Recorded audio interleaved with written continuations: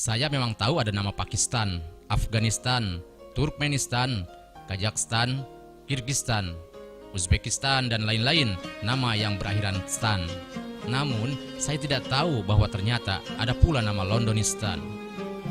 Ternyata, Londonistan adalah julukan terbaru bagi sebuah kota yang bernama London. Yang menciptakan julukan Londonistan adalah jurnalis terkemuka Melanie Phillips demi melukiskan betapa besar pengaruh Islam terhadap ibu kota Inggris di masa kini.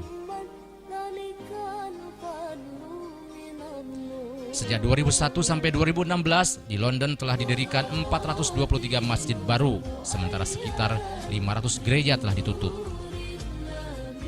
Di Hayat United Church dibeli oleh umat Islam dari Mesir dan diubah menjadi masjid. Sama halnya dengan gereja Santo Peter dirubah menjadi Masjid Madinah. Masjid Brick Lane semula adalah sebuah gereja Metodis. Bukan hanya bangunan yang berubah, sebab pada tahun 2016 jumlah kaum mualaf di London meningkat 2 kali lipat. The Daily Mail sengaja secara khusus mempublikasikan sebuah foto fakta Londonistan, antara lain dengan foto sebuah masjid dan sebuah gereja bertetangga di pusat kota Londonistan, atau adegan di dalam gereja San Giorgio yang berkapasitas tampung 1.230 jemaat, namun hanya dihadiri 12 orang pada upacara misa, dan hanya 20 orang tampak hadir di dalam katedral Santa Maria. Masjid di kawasan Brown Street Estate punya masalah beda akibat daya tampung hanya maksimal 100 orang. Maka setiap Jumat, umat terpaksa meluber ke jalanan. Wali kota London masa kini adalah Muslim.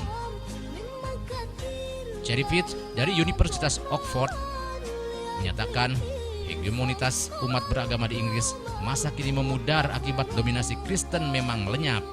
Direktur The National Secular Society, Kate Perteswood, yakin bahwa di Inggris dalam 20 tahun mendatang jumlah Muslim akan lebih besar ketimbang jumlah Kristen.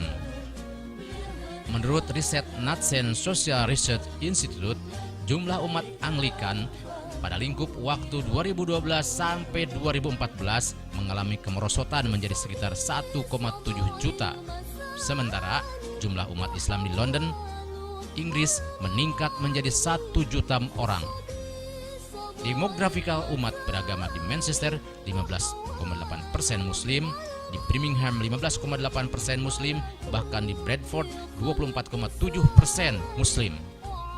Wajar apabila para penderita Islamophobia makin dilanda gelisah, paranoid bahwa gelombang bencana Islamisasi sedang melanda Inggris.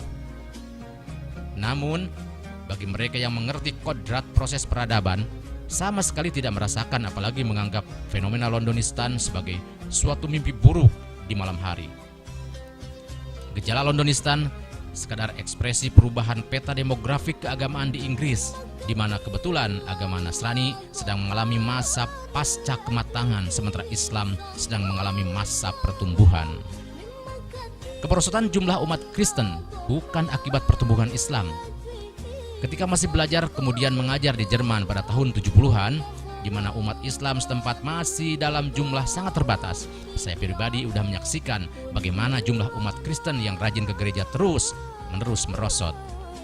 Jumlah warga yang secara administratif keluar dari agama Kristen makin banyak akibat keberatan membayar pajak gereja yang secara legal wajib dipotongkan langsung dari salary bulanan.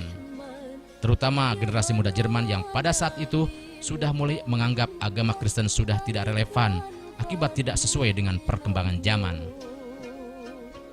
Maka dapat disimpulkan bahwa apa yang disebut sebagai Islamophobia sebenarnya hanya suatu penyakit jenis khayal yang sengaja direkayasa oleh mereka yang merasa kepentingannya terancam akibat tumbuhnya jumlah umat Islam.